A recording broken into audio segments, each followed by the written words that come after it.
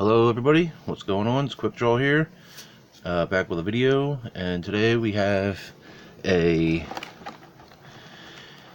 Star Wars Black Series Archive Bossk, and this cost me, I think it was $30 altogether. That's including the shipping from Big Bad Toy Store. Not a sponsor. And this is the package they are coming in now.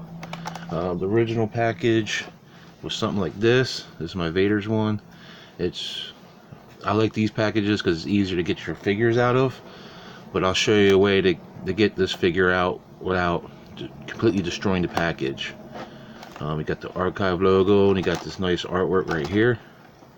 It's on a card, and on the back of the card, got some more artwork. If you want to pause and read that. It also has it in a bunch of other languages. Here, I'll just read it real quick. Bossk is one of the bounty hunters hired by Darth Vader in search of the Millennium Falcon and its rebel crew. Figure was originally released back in 2015. That's the original box it came in.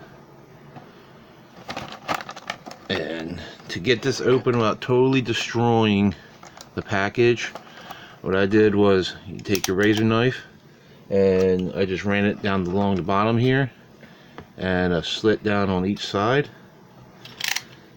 Then you're able to just lift this up and pull it out. And then you got your little artwork piece here, bunch of where it was made and everything on the bottom, barcode. And this is what he looks like in the package. You got the figure itself and his blaster rifle. So let's pull him out real quick. Here's the figure.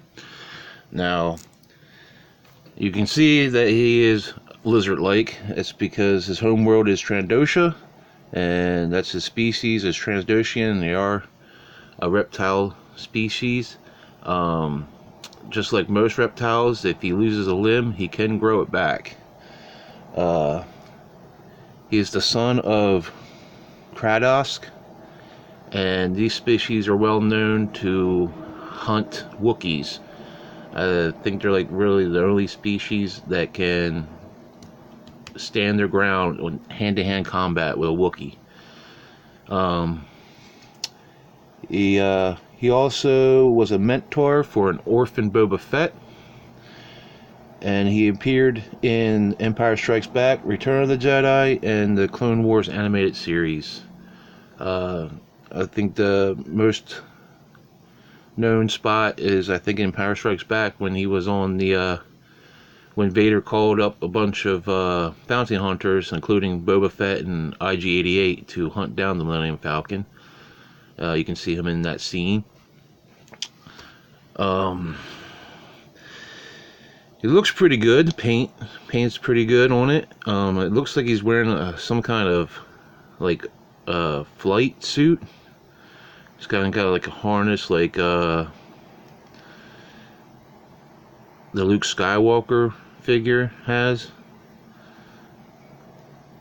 That's also, I didn't get that one. That's also in archive now. The only thing, some flaws I think in this figure is that he has no head tilt. You can't tilt his head at all. I think it's due because of this little neck thing he has on him. But a cool thing is, though, he has a hinge on his jaws, so you can kind of open his mouth somewhat and get it to open up that much. It doesn't like to stay closed. You gotta have to really apply pressure to get it to stay closed. I like to keep his mouth open. The articulation on this is not so great. His arms and like his elbow can only bend that much, and this is straightened out. You can't really bend it back too much, but yeah. And he's got his little reptile-like hand here. It can rotate all the way around, and doesn't really. It does have a little bit of a wrist hinge on it, but it's not that much. You can really can't pose him that well. Like when he's holding his blaster, it's hard to put the blaster in his hand and have it hold with this hand too. The legs, it's kind of hard to move the legs around because of the extra rubber stuff that's around his legs, but he can kind of go down in the seated position. He does have a double jointed knee on him, which is pretty cool. You can get maybe him squatting down or something. His feet do go around that much. He does have a swivel on his leg, his upper thigh, I think it is, and he has a swivel on the ankle too. The paint is really good on this. It even got its texture, so it's like scale-like, which is awesome. Let's get his blaster out here.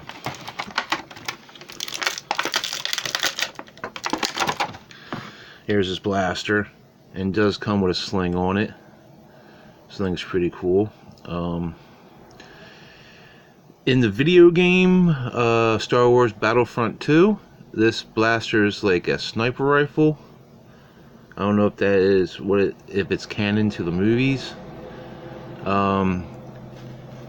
His special abilities in Battlefront 2 is pretty cool. He has a ability to throw a gas grenade.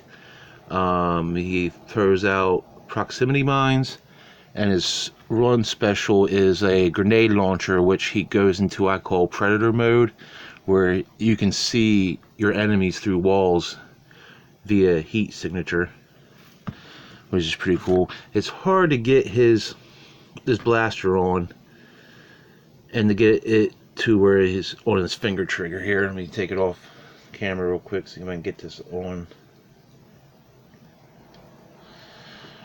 Alright, here's the blaster. You can see it does get his finger on the trigger in there, but you really can't pose it any way else. His arms are not really that posable, so I just stick him with his arms out,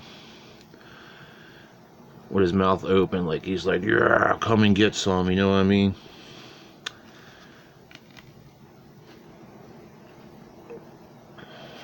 Here's the back of them. It's got the little tubes, all these little tubes and everything are rubber, so they can move. That's about it. That's all I can think of. I don't think it's really worth the $25 it's priced at. They could have did some other things with this. Like, you can see there was some kind of mold that looked like he was going to have a, oh yeah, I don't think the camera's going to show it. Right here there's like a little indent where it looks like there's going to be a swivel here, but it's solid. If they would have added that swivel in, it would have been a lot better, easier, more posability and everything.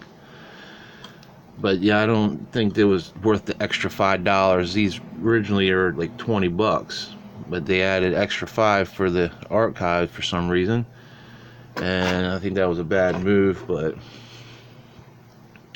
people still buy them.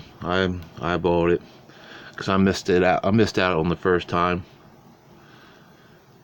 But that is the Bossk from Star Wars: The Black Series Archive. Thank you for watching.